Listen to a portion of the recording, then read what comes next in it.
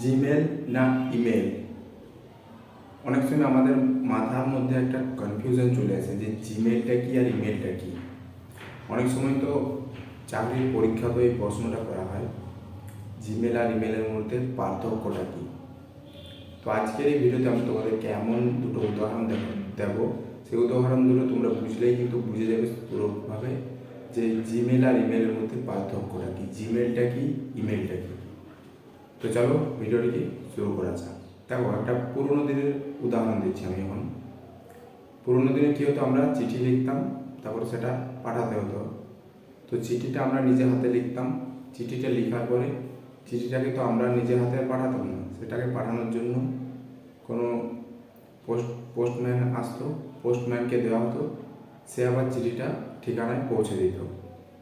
তাহলে আমরা যে চিঠিটা লিখছি এটা হচ্ছে ইমেল, আর যে মাধ্যমে আমরা পাঠাচ্ছি সেটা হচ্ছে জিমেল। মানে ধরো পোস্টম্যানের মাধ্যমে চিঠিটা পৌঁছে যাচ্ছে, এখানে মাঝখানে একটা মাধ্যম কাজ করছে, এই মাধ্যমটা হচ্ছে জিমেল। যেমন ধরো আরেকটা উদাহরণ তোমাদেরকে দিচ্ছি, যখন আমরা কোনো অনলাইনে ফ্লিপকার্ট বা অ্যামাজনে কিছু অর্ডার করি, তো সেটা অর্ডার করার জন্য সেটা আমাদের কাছে আনার জন্য মাঝখানে যে মাধ্যমটা কাজ করে, ডেলিভারি বয়, সেটা হচ্ছে জিমেল। আর আমাদের কাছে যে কুরিয়ারটা আসে সেটা হচ্ছে ইমেল। মানে মাঝখানে যে যার মাধ্যমে পৌঁছে যাচ্ছে সেটা হচ্ছে জিমেল, আর যেটা আমরা লিখছি চিঠিটা যেমন ইমেল। তো আশা করছি ভিডিওটা থেকে তোমরা বুঝে গেছো জিমেল আর ইমেলের মধ্যে পার্থক্যটা কী।